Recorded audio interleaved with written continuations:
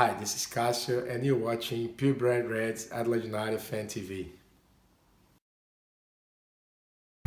G'day guys and welcome to the Purebred Reds Adelaide United Fan TV. I'm your host Ellis Gelios and I'm joined in the studio today by the Red Army's very own Chris Adams. Chris, welcome. You've got a YouTube channel which we'll get into very soon, which has lots of different highlight reels and some great content which promotes the club. But first of all, just want you to tell the fans a little bit about yourself, a bit of a backstory, your earliest memories of supporting the club, and anything else you want to mention about yourself. Thank you very much for having me on the show. I've been supporting Adelaide United for really as long as I can remember. Yeah. My first memory was my first game in 2008. It was the Asian Champions League quarter-final, second leg. Kashima Antlers. Kashima Antlers, wow, correct. what a night to make your first appearance at. Yes, very much so. I remember more after the game as opposed to the game itself, when everybody were beeping their horns on the streets. It's just I'm getting goosebumps thinking about it right now. One of the greatest ever memories, wasn't it? Yeah, that was my first memory of Adelaide United, my first game. And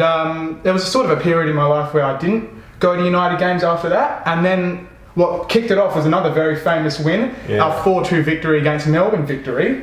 2012? In 2012, yeah. Wow. Evan Kostopoulos with a double there. Yeah. And from then on, I just don't want to go to any other sporting events other than Adelaide United. So wow, I mean that's incredible because on the night of that Kashima game, you'd have only been 8 years old. Correct. Yes. I was only 8 years old. For a young fella to still recall that game as vividly as you obviously do, it shows that it was always in your blood to support this club. Very much. In the strongest way possible, which is fantastic. So it's great that you join us today.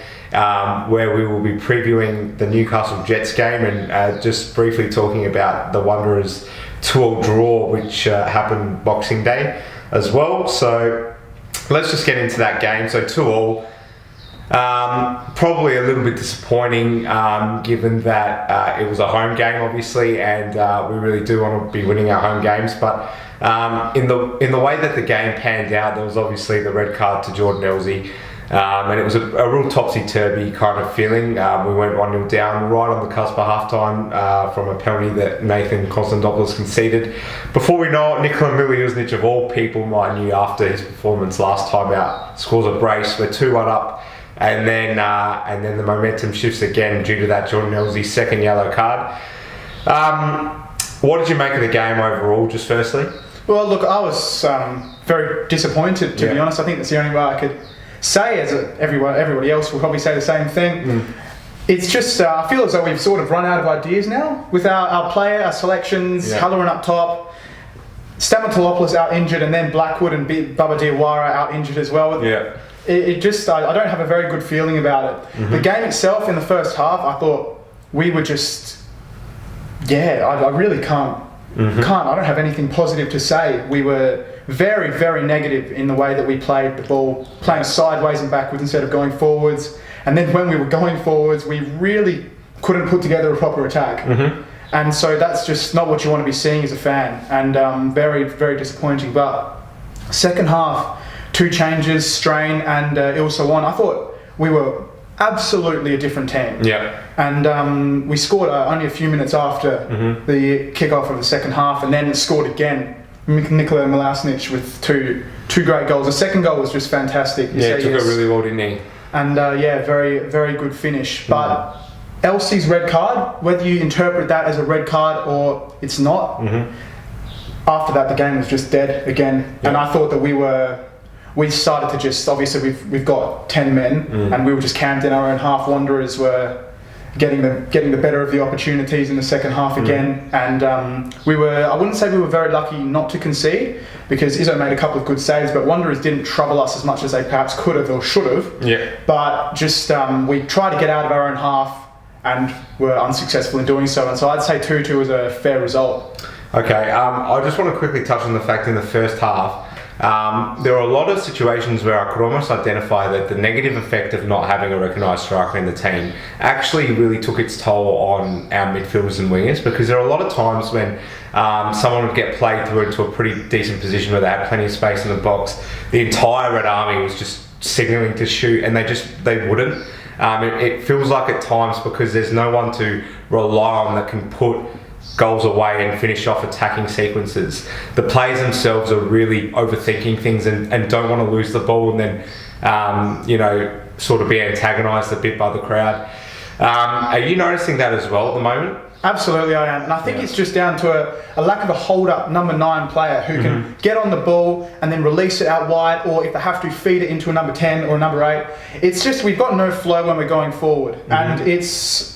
Bubba Diawara and George Blackwood are hold-up strikers. There's no doubt about that. Yeah. Both 6 foot plus tall, big fellas who can really get on the ball and then feed it to either Goodwin or Milousnic or Halloran, whoever's playing on the right wing. And there's just nobody to do that. Halloran is... It's quite unfair on Halloran, to be honest, because he's not a striker. He's 100% He is absolutely a winger, and I believe he might have been played as a 10 in previous years, but he's a winger. We're just going to say he's a winger. And it's unfair on him, who has been pushed into that striker's position. And I also have to ask the question, we'll probably touch on it a little later, Ken Ilso, he's played as a number 9 in Malaysia, and he hasn't been given the nod to play as a striker, but we'll talk about that a little later. I just think that a lack of a hold-up number 9, which our style relies on. We need a hold-up number 9 who can get on the ball and then release it out wide, and then it'll start naturally flowing again. Beautifully it's what we're missing right now. Yeah, no questions at all about that, and you've summed all that up really well. You said how we'll talk about Ilso a little bit later, and we will, in terms of Ilso the player himself, but I just want to quickly touch on the fact Marco Kurz in his press conference at full time actually came out and said, I wanted to try and win this game. Now, that doesn't really sit well with me when he took Ken Ilso off and replaced him with Taylor Regan after the Aussie red card. It would have been pretty bold of him to obviously not have a 4 at the back, but is he just coming out and saying that to make people sort of feel comfortable about the fact that he's proactive and does want to win games at home, or is he sort of just trying to say that to keep people happy and didn't actually mean it? Because obviously to take off an attacking player and bring on a defender, it doesn't really make much sense to then say I was trying to win the game. Yeah, well, I actually didn't hear that comment after the game, and that quite disturbs me a little bit, to be honest, because taking Ilso off, Ilso was he's a player who can change a game on his day. We saw it in Wellington, he did. Scored 2 goals. That's the best example. But when you taken off Ilso and put on another defender, I think we needed to put on Regan, because in that period of time where Elsie got sent off and we didn't have another defender, it was Isaias who dropped back and took up a centre-back position, we conceded. So I think Regan needed to come on, but I don't think it was Ilso that needed to come off. So what might you have done in that scenario? I think it should have been Halloran. Or... He wasn't having a huge effect on the game. I was going to say Milousnic, but he scored 2 goals and he had a fantastic game. And the pace factor as well. The pace factor as well. You have that in both Halloran and Milousnic, because that could have been one of the reasons, because Halloran is as well a very pacey player, and so he could have just been looking to go in behind, get on the counter-attack. But I think that Halloran perhaps should have come off instead of Ilso. And towards the end of the game, I watched the match replay and really had a look at it with an analytical sense, and it didn't look like we wanted to win the game towards the end. It looked like we just said, okay, 2-2 draw, let's shut up shop. And so I don't really think that Kurtz was telling the truth there, to be honest. That's interesting. Just while we're on the topic of press conferences as well, it's not immediately something that's relevant, but I did watch Marcus Babbel's press conference too, and a stark contrast between him and Kurtz. Both similar in the sense that they're fiery and passionate, but Marcus Babbel actually completely threw his players under the bus. Basically started saying there was a game plan, they didn't adhere to it in the second half. I don't know why. That's one of the things I'm trying to learn while I'm in Australia. And you just got those vibes that if there's one of the 2 managers that we can more closely associate to like a Klopp kind of style, it's our own. Because you never hear Marco, like even the Milousnic display in the first half last time out, that was obviously a pretty poor showing from Nicola. Didn't get any bad words out of Kurz, and then Constant probably didn't have his best half against the Wanderers the other day. Again, conceded the penalty as well. Again, Marco Kurz didn't lay into him or anything like that. You get the feeling that from how Babel's thrown a lot of his players under the bus so far this season, it would have been different with him if we had him as our manager. So really happy that out of the two Germans in the A-League coaching at the moment, we've got the one that is a lot more nicer and supportive of his players. Yeah. And I just found it really interesting that Babel, he hasn't really proven himself here yet, and yet he's coming out with that kind of a sort of swagger / perceived arrogance in his press conferences. I don't know if it's a tough love type thing or if it's just Marcus Babel is not nice as a coach, because you need to see your coach supporting your players at any time, no matter if you're bottom of the table or if you're top and gunning for the title. You need to be supporting your players, quite simply. It's a morale thing. If your coach is going into press conferences and saying, "Oh, look, they didn't stick to the game style. This is not my fault as a coach. It's the players' fault." That can't be happening, really. And it's a testament to Marco Kurtz as well, because it was a 2-2 draw. But if Kurtz has gone out and said, "Look, my players, if there's anything that's gone wrong, it's on me," as opposed to my players, or my players are doing the right thing, then that's a good thing. But Babel, it's just almost inexplicable, because he's been doing this for quite some time, I believe now. Sydney Derby, I know, early in the season. He's come out and attacked players all throughout since round one, essentially. And the other thing you've just got to figure into the situation is the fact that he's not coaching in Europe anymore, where these players are on big dollars. They've got perks, and they can find ways to motivate themselves. If you're a young player that's on a base wage in the A-League and you've had a few poor showings, if you don't get that kind of love from the coach, it's going to be really difficult for that individual to pick themselves up on their own, if you can see what I'm trying to say. As opposed to the Premier League, where a good example would be Mourinho having just been sacked, and all of a sudden we're starting to see the best out of Paul Pogba. That's something he can easily motivate himself through, because he earns so much money, he's a superstar, etc., etc. A young player in the A-League, if they're getting smashed by their coach, what do they have to look on to support themselves? Perhaps I can only say their teammates will be their support, but your coach is your mentor. He's the number one. He's the person you look up to in the team, and if your coach is slating, especially a young player, then that is not doing any good. Perhaps behind the scenes, coaches will always have goes at players. It's just a natural thing in football. It has to happen. That's a tough love thing. But I certainly do not approve of slating players in press conferences. It just shouldn't be happening. Especially when you haven't seen the reaction, because their results have been really inconsistent. Marcus Babel hasn't got a reputation, at least in Australia. What gives him the right, if you don't mind me saying, to go and just unleash on his players? If he had an A-League championship behind him, then I'd be saying, okay, maybe you have the right to go. You're a proven coach in Australia, then you know what's best out of your players. But he's come here, and Wanderers are one of the worst performing teams in the league. There's no 100%. doubt. There's no doubt about it. And for a team that's certainly spent a bit more than other teams. That maybe says a bit about the coaching, perhaps. So a lot to consider there. We'll get into the preview. Actually, before we get into the preview, the last thing I want to touch on from the fallout against the Wanderers is the fact that we saw Adelaide United come out with a statement which condemned the actions of an individual who made allegedly racial remarks towards Rolly Bonavacia from the Wanderers. Now, you were in the Red Army. You obviously were well across this immediately after the game. And I believe you've got something that you just want to address.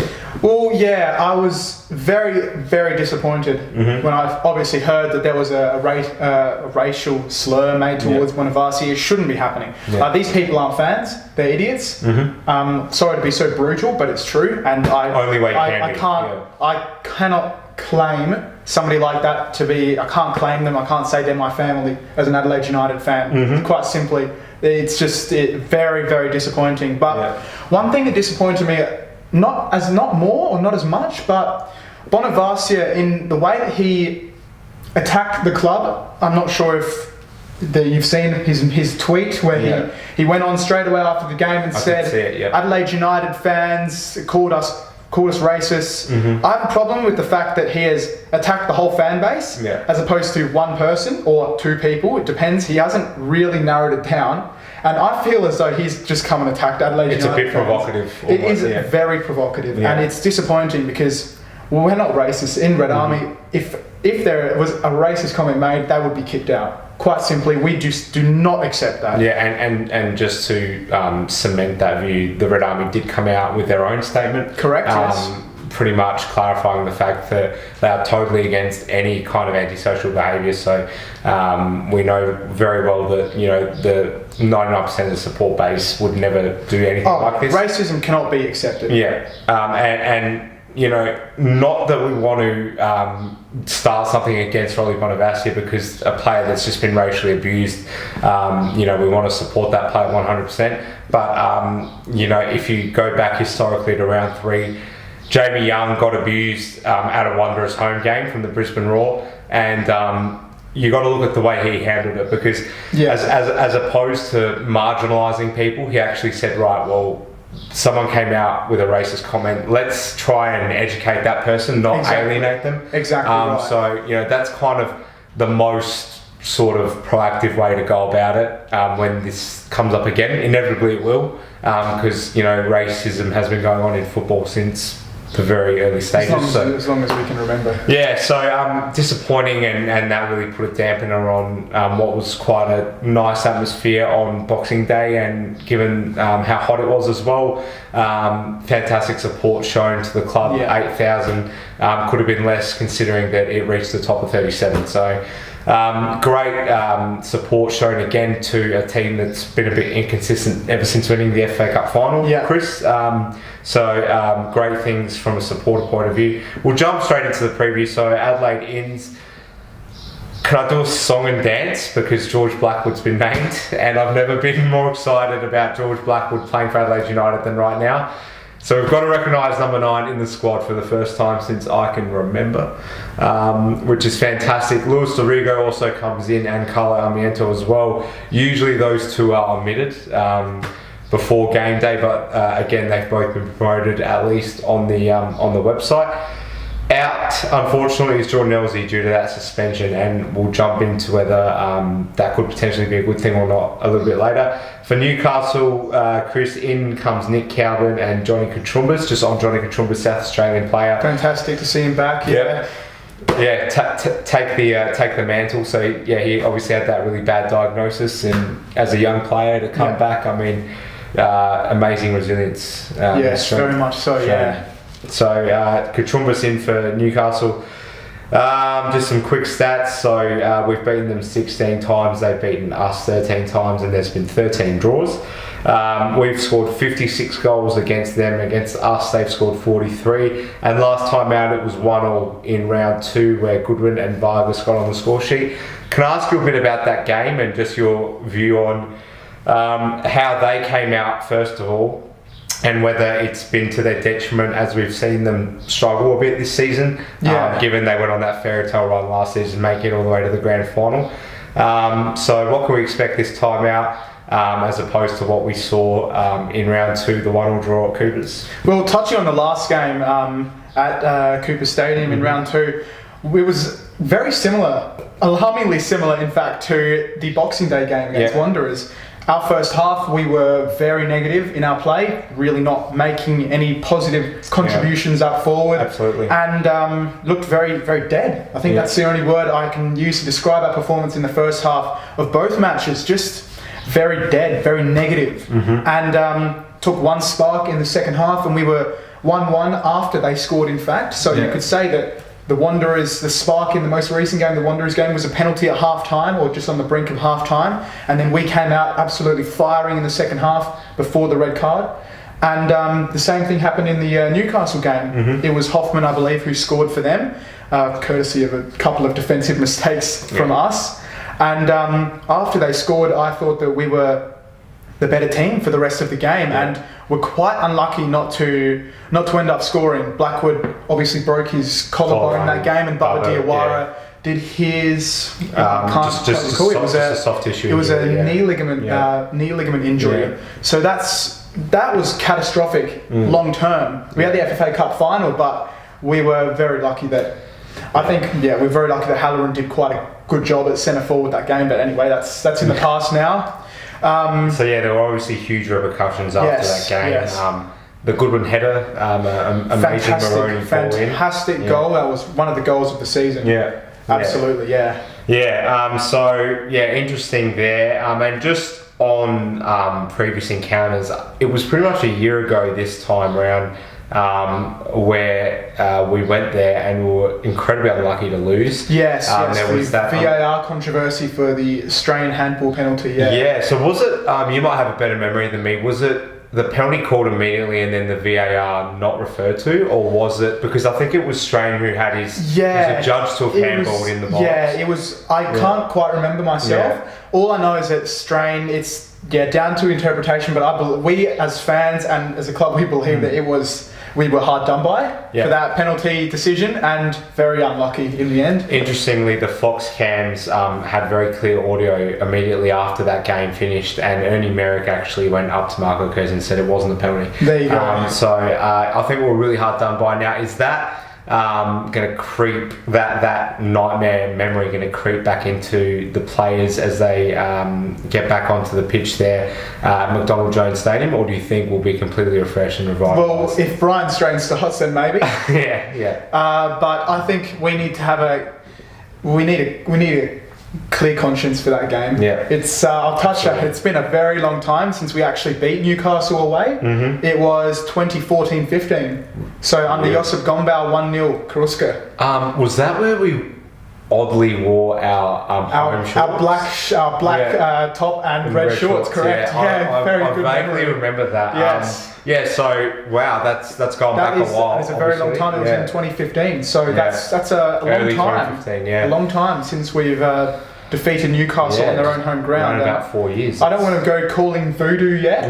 But that is a long time since we've last defeated Newcastle away, and these little things do creep into the minds of footballers. Absolutely, Perhaps, especially those that are still playing for both sides. Yeah, Michael Maroney, I can think of as maybe one of the only... Maroney and Elsie were the two players who would have either been playing on the bench for that game, so that would certainly remember. Yes, correct. Yeah. Most important.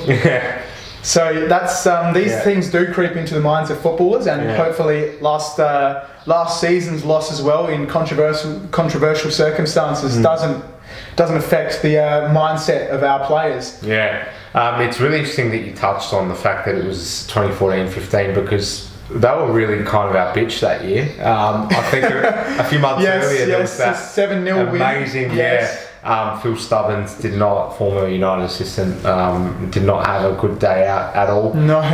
During that season. We move into the key components. So firstly, we've already touched on it a little bit, but they're a bit slow this season, Newcastle. They won their last game there 3 derby against the Mariners, but as opposed to what we saw last season where they were just scoring for fun at times and really from an early point in the 2017-18 season, they looked like a real contender. Right now, you couldn't say that, could you? No, absolutely not. With the calibre that they've got, now there's all kinds of questions surrounding the fact that maybe they weren't as active as they needed to be in the transfer market. They sort of sat on their hands a little bit, but in terms of them staying injury free and maybe getting a few consistent results, they've got the calibre in that squad to really still go on and do something this season. Are they potentially a sleeping giant, especially if they win on Sunday night? I'm going to say yes to that question. I think Newcastle's squad, the work Ernie Merrick has done, it's not to be denied this season. We saw their grand final last season, unlucky not to win again, VAR controversy. Now with O'Donovan back, he's a player who has naturally scored against United in the past few years, going back to 2015 when he was at the Mariners, but that's in the past now as well. I think that Newcastle, they need to work hard for their results because they have the players to punish teams. Their squad hasn't really changed, I don't think, since their grand final. They brought in Jair. And that's really been it, almost. I believe they lost a couple of players, but nobody from their integral squad. Which really, Are we thinking? I'll say second season syndrome, maybe. Definitely. It shouldn't be happening really with the players they have. They should be really winning more games than they have. And against the Mariners, a 2-1 result. They went behind to Matty Simon scoring a header. We know the Mariners are not a 90-minute team, obviously. No, so absolutely that's not. Got to take into account, but still in a derby. 2-1 game. I will still question them, but to answer your initial question, yes, I believe they are a sleeping giant, and one thing could trigger them, and then they'll start just free scoring again because they have the players to do so. Petrados and O'Donovan are the main two. Ronnie Vargas. Petrados probably been the biggest disappointment this season after his fantastic season last year. They have the players, and I think that United need to be very careful. Yeah, definitely be cautious in our approach. Now, this one is a question that I'm sure most people will have the same view towards. He's available. He's been named in the squad. Do we throw Blackwood in immediately? Very good question. No. No, you don't I start don't think so. I think on the bench. Yeah. If he makes a team, I believe he may have actually made the Wanderers team sheet, but he got omitted. Yeah. So that's just a fitness and conditioning thing. He's had many weeks out since round 2.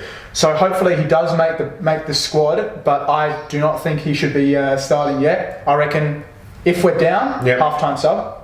Okay. And if not, bring him on sometime in the second half. He could change the game now because he scored against them when we lost to him last season. Yeah. Scored against Newcastle, and he's a player who can definitely change the game when he comes on because we just need that outlet up front. It's just what we've been missing in the past few I was going to say weeks, but few months now. A blind man would see that we're struggling there. Yeah. The only reason why I asked this, Chris, is because from the intel that I've got, I don't believe that we're sort of rushing him in. No. I think he's actually recovered from that injury, and it's just been a case of trying to get him match hardened. Yeah. Obviously, against the Wanderers, it appeared that he might not have been 100% in that sense. But in terms of is he an injury risk? I don't believe he is. So that's the only reason why I thought I'd ask that one. Now, this is a game that guarantees goals historically. Do you see that changing against Newcastle on Sunday? No, I don't see it changing. I think there will definitely be goals in it, but I think there's more of a chance that they're going to come from Newcastle than us because they have that attacking force now. They have O'Donovan back. Yeah. And if Blackwood doesn't start, then who do we rely on to score? Absolutely.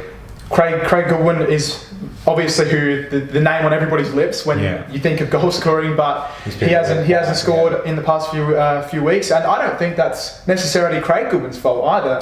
I think it's just a lack of support, and it's a lack of and somebody you can release to and then receive the ball back from. It's quite simply we just don't have our attack is just a mess. I'm sorry to say, but our attack is a mess right now, and we need a striker. Simple as that. And how fair is it to rely on Goodwin to carry the load? Because it's not fair at all. He hasn't really, he's an out-and-out winger, and he hasn't really been a goal scorer throughout his career. Well, wingers are not goal scorers unless you look. Provider, I don't think you can compare the big leagues in Europe to the A-League. Yeah. A-League wingers are not naturally goal scorers. Yeah.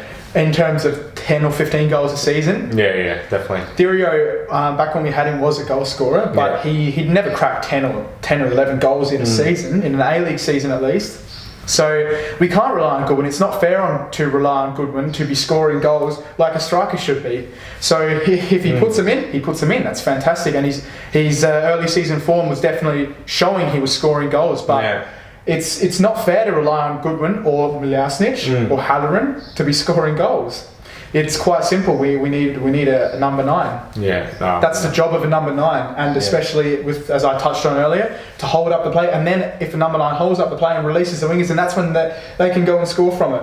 But the number 9 is what we need. It's our style. We're not playing with a false 9. I think we've actually tried it this season. We have tried playing with a false 9, and it hasn't worked. I think, Ken also, we saw the first half against Wellington, but then we changed to the second half, and that's when we saw the better of him. Correct, yes. So, and just on Goodwin as well, has he almost, in a way, done himself a bit of a a negative contribution by. I mean, it sounds awful to say that, but given that he was so good in the first 5 weeks, and then his performances have not been bad since then, but it's just a case of we almost put all our hopes on him to score the goals, and because he hasn't scored since that amazing, I think it was Mariners away the last time he scored. Yes, correct. Yeah, so doubled against Mariners. It's unfair almost, because it's people are saying, oh, Goodwin's not up to it at the moment. It's not that he's not up to it. He's trying as best as he can, just because he's not scoring goals, which is not expected to anyway. Exactly. People are sort of looking at that and saying, oh, Craig, why aren't you playing as well as you were at the start of the season? Well, I think, a lack of number 9 does that. And then when you look at Goodwin, whose early season goal scoring form, if we count the FFA Cup, scoring in every round that he played in, and then many goals, to start the season off. I think we unfairly look to him to be our next great goal scorer this season, and if he can do it, then go right ahead. It's fantastic to see him score goals, but there are now unfair expectations on Goodwin, and so that's just, I suppose, again what a lack of number 9 is. You can't expect a winger to be scoring week in, week out. If he does, then good on him. Yeah. It's great for the team. But it's always a bonus if he does. Exactly right. But it's unfair on Goodwin to be looking at him to be our natural goal scorer, because wingers are not natural goal scorers. Yep, 100%. Now, Nathan Konstantopoulos, there were a few calls from various people, and I was one of them, to give him a go against Wanderers. Yes, myself as well, actually. Okay, you were in that band as well. Well, the first half didn't particularly go to plan for him. He was fairly quiet. And I think, to be honest, he was quiet behind the pace as well a lot of the time. Saw him running like a bit of a headless chook at times, and then conceded that penalty, which ultimately put us 1-0 down going into the half. Now, Marco Kurz seems like a real advocate for giving youth as much of a goal as possible. He's still quite young, and he's an Adelaide boy, and I believe he was quite prodigiously talented coming through the youth ranks. So given that he got dragged at half time after conceding a penalty, that's not going to put him in the best headspace at the moment. No. Coming into the game against Newcastle, we have no idea what Michael Kurz will obviously do, but is there a case to give him another go in the starting 11? Yes, but I will just touch on the way he was utilised. I think was a little, I wouldn't say unfair, but he was put in as in that number 10 role. Yeah. And there were times in ball possession opposition where I noticed Konstantopoulos was actually pressing higher than Halloran was, who on the team sheet is a striker. Yeah. So if he's pressing higher, then he's swapped with Halloran, and he's now the striker. So Konstantopoulos, naturally, he's a number 8. He's a very hard-working number 8. And I've never seen him be utilised. I may be wrong. I do remember him in his youth days at Adelaide United, but I can't say I remember what position he was playing. But from seeing him last season, where he got a very good run of games, especially towards the end of the season, he was a number 8, and that's sort of the Vinny Leah type role right now. And so throwing Konstantopoulos in as a number 10 was quite, it was not unfair as such, because he's a midfielder, and Boland, in very similar fashion, is a number 6/number 8, and he played number 10 quite well at the start of the season before his injury. So it's not saying that Konstantopoulos shouldn't be able to do it, because in theory he should, but it's not his position to be playing. He shouldn't be pushing up further than Ben Halloran as in that striker position. So I think Konstantopoulos, it was perhaps a little unfair that he was taken off, but in the scheme of things, we needed somebody who could change the game in the attack. And if he's a number 10, bringing on Ken Ilso for Konstantopoulos is almost a like-for-like replacement. So I think it had to happen. But it was a little tough on Konstantopoulos. Yeah, definitely. You've got to also take into account the other two players in that midfield 3 are over 30. Is about to turn 32, and Lee is 34. So if you're going to sort of, try and select one of those players to do all the running, it would be Constant, but he probably just needs a few games to get bedded in. He still has to develop. He's a young player. I believe in his mid to early 20s. 22. 22. There you go. So he's definitely a young player, and he needs to develop. And I think at the moment, the players we have in the squad would be fantastic for him to learn from and develop, because he did go to Brisbane Roar for a season. Yeah, he was. I'm not sure if it was a loan deal or if he went He spent a season there. Yeah. He did spend a season there, and he's come back now. And I think that the best thing for him to do would be to stay and to keep learning from nobody. I can think of nobody better than SAS to learn from. As best a midfielder. mentor you can possibly have. He's one of the best midfielders in the A-League, SAS, and absolute fantastic leader and great person to learn from for a young midfielder like Konstantopoulos. I think the best thing for him to do is to just stay and keep learning. And then you look at Vince Leah, who, as you said, 34 years old now. SAS is naturally the deepest lying midfielder, so Leah is a little higher, and that's where Konstantopoulos was playing last season. He was playing in that number 8 role. And box so to box, box to box midfielder. And the thing I like about Konstantopoulos is that his work rate is it's almost phenomenal. When he's getting on the ball, he's running up and down, box to box midfield. It's what you want to see as a fan, and what you want to see in a number 8. And so Vince Leah, he really might only have 2 or 3 years maybe left. In mid-30s now, so I think that Konstantopoulos needs to just stay and continue learning from Vinny Leah at SAS, and then when the time comes, if he's up if he can make the step up, then he does it, and if not, then it will be quite disappointing. And just touching on the mentoring aspect of SAS, you can almost guarantee yourself that when those players went into the dressing room at half-time, Isaias would have been the very last one that would have any kind of temptation to go into Constant's face and give him a go. Absolutely. He would have gone the complete opposite end and just tried to keep him calm and support get him to keep his head up. Exactly right. That's just the type of player Isaias is as well. Type of person he is. And that's why we love him. Great opinions there. So moving on, only 1 point behind the table are Newcastle. So breathing up our necks, breathing down our necks, I should say. Does this add a bit of pressure in how we line up and how the players' psychological standpoint will be across the 90 minutes? Well, I think the natural thing to do the players would probably be a little cautious. Because we're going to Newcastle. Newcastle will naturally have the home team advantage. And if Newcastle win, then the players will know. They jump us on the ladder. So that's a very big thing. And I'd say we're almost halfway through the season now. We're past the 1/3 marker. Definitely. Now is when we need to be getting the results, so we don't drop into the bottom 6. Because if we do, then it's going to put more pressure on the players in the last sort of third of the season to try and rescue it. So now is when we need to be getting results. And the last 3 weeks, we haven't been getting results. So we're in need of a win. But the worst thing would be to start taking a cautious approach to this match, because Newcastle, they're 1 point behind us, but they haven't been performing too well. And while they do have the players to punish us, I think we need to continue. We need to stick to a game plan, and we need to work them because we can score against them if we have the right players on the field. Definitely. And hopefully we don't see that sort of defend first and that's what we've been doing in a couple of matches. I won't say the victory or the City game. I'm just going to completely omit that because it was poor. I think just forget it. But definitely last time we played Newcastle, and then a couple of days ago against the Wanderers, it was that defend in the first half and not really attack.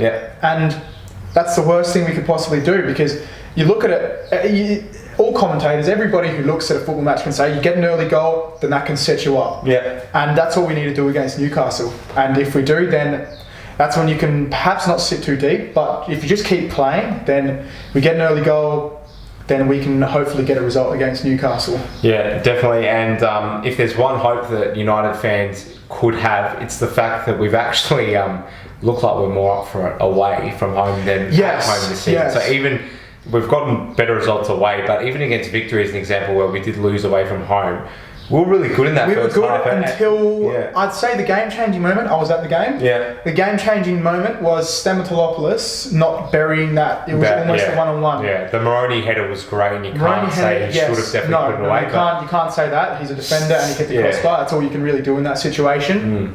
Stammer had a great chance though, and if he's a bit more experienced and has a few more A-League games under his belt and a few more goals under his belt, he'd definitely be putting that one away. But the point being, Victory at the moment leading the pack, and we've gone away to a ground that we never do well at, and we actually were up for it. The better team. We were up for it, yeah. If anything, that gives a reason for United fans to have some hope going into this. Yeah, it's sort of, somebody described it to me as a siege mentality. Yes. And that's what we've seen with Marco Kurtz in the past season, and even last season in the FFA Cup final was a great example. Sydney were absolutely rampant in the A-League season, finishing top of the ladder. They didn't go to the final, but they were quite clearly the best team in the competition. And we took it to them for nearly 120 minutes in the FFA Cup final. And I think, even though we didn't win, that's a great example. And then last season's greatest example is obviously beating Victory at Etihad Stadium. Yeah, in the 9 minutes. But the siege mentality type thing is something that Marco Kurtz has brought in, and it's great to see, but it's almost frustrating as well. Yeah. Because in turn, we haven't been getting the results at home. And Coopers does need to be a fortress, and that's a perfect segue into my next point, which is the home form a concern? Yes, very much so. Yeah. It's quite simply, our home form is not good enough. Yeah. Round 9, 1 win at home, couple of draws. That's really not good enough. And last season, we played Wanderers in round 9, and we won, and that was our first home win of the season. So really? 2 seasons, we've had the same win after 9 rounds. We've had the same amount of wins at home after 9 rounds. 1. And we've had 4 or 5 home games. Yeah, that's that is concerned. alarming for me, because if you don't mind me just saying, when we had Josip Gombau and especially Guillermo Moore, perhaps not in his second season, but in his first season, we were getting the wins at home, and Hindmarsh was an absolute fortress. It's the term we always use as fans: Fort Hindmarsh, Fortress Hindmarsh, and it was. Yeah. Josip Gombau, 1 year, I believe, it may have been less, may have been more, 1 year without losing at home. There you go. I wasn't even aware of that. Well, I mean, it's really quite a new territory that we're in, because in yesteryear, and I don't even just refer to the Spanish Revolution days, I'm going back even as far as to like Aurelio Vidmar. Yeah. Those sort of seasons 10 years ago. At home, you felt like we're always up for it and we're always going to win.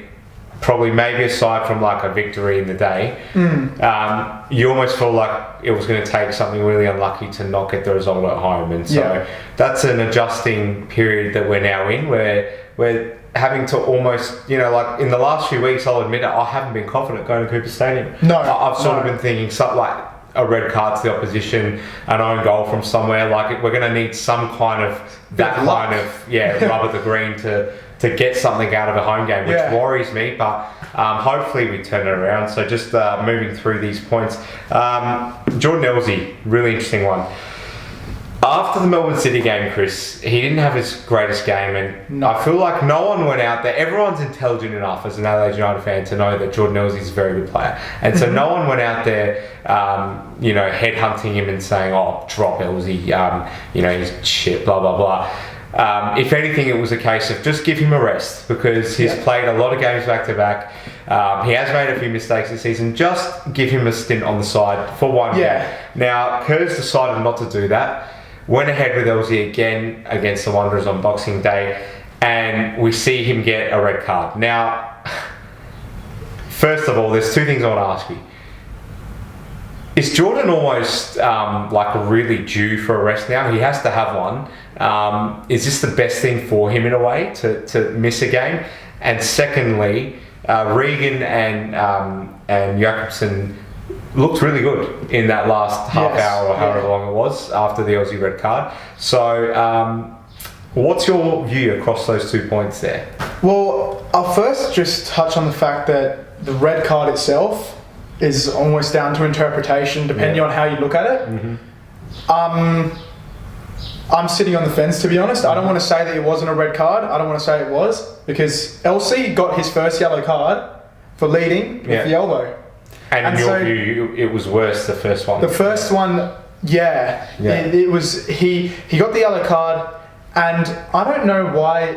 You have to, when you jump as a player, you have to lead with the arm, quite simply. It's just the way a centre-back needs to get over their player. It's just the way they win headers. It's a dominant thing. But I just think that Jordan Elsey knew he got a yellow card for elbowing a player while he was jumping, elbowing Oriol Riera. And then he's done the same thing. Now, depending on the camera angles can be very deceiving. Yep. I actually didn't see the elbow myself. The second one? The second one? Yeah, same. I didn't see it. Yeah. But when I went and watched the replays, there were a couple of angles that said, okay, Elsie got very unlucky. It's a hard decision. Mm-hmm. Then there were a couple of angles that said, yeah, Elsie's actually, he's gone in on Riera. So it's, merely down to interpretation. I'm happy with the referee just because he stayed consistent with the elbowing. And he booked Riera because Riera went and jumped with an elbow and caught strain. And similar thing, and he booked him. So I'm happy with that. Yeah. But they're just, I'm looking at the referee and then I'm looking at Elsie. So why is the referee booking a player if it's not really, he's just jumping in his motion? Yeah. So why is the referee booking him? It's a harsh decision, and I believe he actually had counsel from his assistant. Okay. And I don't think it was the referee's decision entirely. Maybe not. I did see the lino raise his flag. We never really know as fans because we can't simply find out. Definitely. So that's point number one. But point number two is Elsie has known he's already got a yellow card for going in with an elbow on the same player, and then he's done it again. Now I'm probably going to cop a little bit of stick for saying this, but Elsie should know better. Yeah, quite simply. I don't think many people will hold you to that because it's the kind of performance where, as a player, that there's so many big raps on him. We feel like it's not really something we see said across the nation, but we feel like at least from our local media, there's a feeling that he's 24 still. He could go on and play in Europe or Asia. So if anything, this was the kind of game where he needed to say, "Hey, look, guys, I am who I am," and and the frustrating thing was his first half was actually really great. It was very decent. It's made just a couple annoying. Good tackles, good long diagonal passes.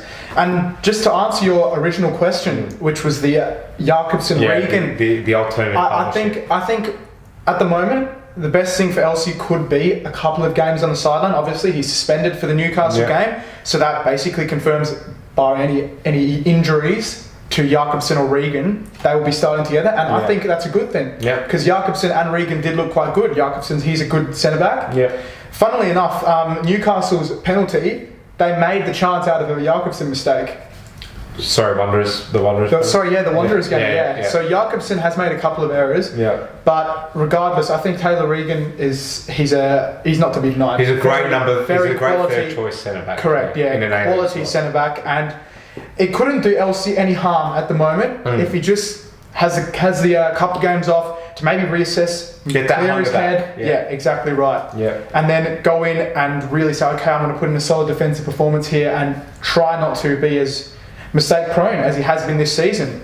I can't deny it. He's a great player, but he has made a couple of mistakes. And so I think a couple of games on the sideline, whether it's after his suspension, it's really down to Marco Kurtz. And one more thing I'd like to say though is that it's also down to what Kurtz sees in training and what we don't see as fans. And we don't consider that enough. It's very easy for us fans to say, Elsie had a horrible game last week, and why is he in the starting 11 now? But Marco Kurtz picks his team based on the game as well as what he sees in training. And if Elsie's solid in training, then I don't want to attack Elsie and I don't want to attack Kurtz because that's just how football works.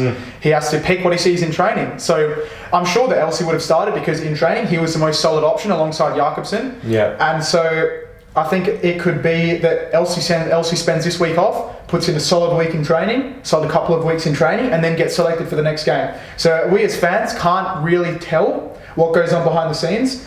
But I think that needs to be considered when we look at Marco Kurtz's selection. But I think at the moment, it couldn't do Elsie any harm if he has a week or two off. Great point. And it's almost the perfect example there is the Bruno Fornaroli in Melbourne City, isn't it? Because you've got all the City fans, not that I agree with this by the way, but you've got all the City fans saying, why is he not playing? He's clearly the most exciting player. He's our poster boy at the club.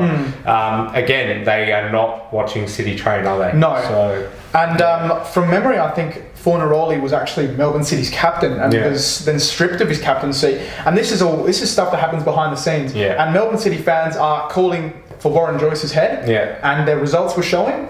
They weren't scoring goals just like us, and they were in quite a bad position. And then it's quite funny that it happens that they score 2 goals and win against us. Had to be against us. But you never know what happens behind the scenes, and there is definitely something going on behind the scenes with the whole Fornaroli situation that we as fans don't know. Exactly. Just as we wrap up, a few things to ask you, Chris. So first of all, our key player versus theirs. Craig Goodwin. Yep. Not to be. I don't think if he starts, then he's our key player. Quite simply, I was going to say George Blackwood, but it's unfair. We don't know if he starts, because exactly right. We don't know if he's starting. I personally don't think he's going to be starting. So Craig Goodwin, he's our experienced natural winger, and he's been our goal scoring threat this season, quite simply. And so I think he will be the key player. But then, not to be denied, SAS was pulling the strings in the Wanderers game. And one thing I also would like to make a comment on, it's a little off topic here. No, that's fine. But I find it a little concerning that SAS was pulling the strings and he's the deepest lying midfielder. It's not the first time it's happened either. Exactly. Yeah. He obviously set up Milausnich's goal. And what's the... Leah is perhaps the enforcer, but we have a number 10, yet our defensive midfielder is setting up goals. So I think SAS could be the game changer, but I'm saying Craig Goodwin. Yeah, it's always hard to predict. And for Melbourne City, who's their key player? Melbourne City or Newcastle? Sorry, Newcastle. O'Donovan. Yeah. He'll be back. He's ready. He's hungry. Yeah. It's, 8-game suspension following the grand final, and that he's a fantastic goal scorer.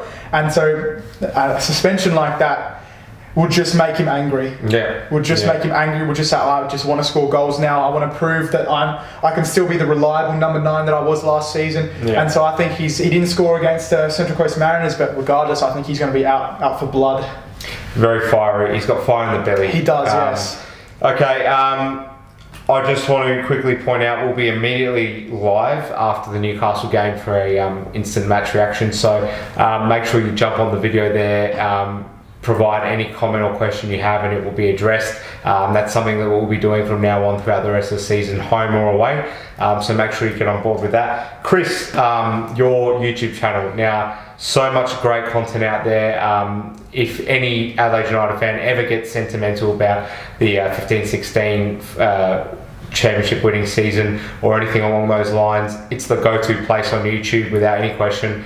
Tell us first of all where to access or what your channel is called and how long you've been doing it, and just a bit of a backstory there. Yeah, so my channel is called AUFC Chris. Yeah. It's fairly, I'd say it's not fairly well known, but I know I get a few people coming among the talking to me. AUFC Chris. Base it is, So I've been doing it it will be 2 years in January. I started it just for a bit of fun, really. It was my first video was a mid-season highlights reel, and I remember it sort of sparked after Otsheng scored against Melbourne City. I thought, I just want to make a video, and still can't believe you did that. Yes. And from then it went from a little bit of fun, and now I almost look at it as I'm documenting a lot of really great moments, and maybe not some great moments, but I'm just documenting different things that happen during this different periods of time at the club. So, for example, if you go on YouTube and look back 10 years ago, it's very hard to find highlights, goals, saves, everything you can think of. And so now it's still a good fun for me, but I'm doing a lot of this stuff so I can entertain people. It's good, bring smiles to people's faces, but I'm documenting a lot of fantastic moments throughout this club, and I've been doing a little bit more promo videos recently, but naturally my basis is sort of highlight reels, goals. My videos have been like one video was last minute goals from past few years, season reels, and more recently just been doing experimenting with different things, promos, and sort of a bit of a journey, I suppose. Great stuff, Chris. And I just want to quickly say, as fans, there's so much out there now, and I'm not sure that as one of the small clubs we entirely deserve it. So people have to really get on board now. There's obviously what you've got on YouTube. There's a podcast that is extremely active, and obviously the Fan TV. So it's these behind the scenes sort of content offerings that United fans really need to get around a lot more and notice that they're there. Yeah. So great to have had you on, Chris. It's been a fantastic experience to get you on the show, and hopefully it happens on a few more occasions so far this season. So thank you so much for joining us. Thank you very much. And up the Reds on Sunday. Yeah. 6:30 p.m. kickoff local time, away to Newcastle in what is really continuing as a massive jam-packed period for the club. Wellington and Victory, 2 games to follow on from there as well. So we're really up against it considering we've got so many injuries. So let's make sure we get behind the team, make sure you don't miss that game, and 3 points hopefully. Hopefully so, yeah.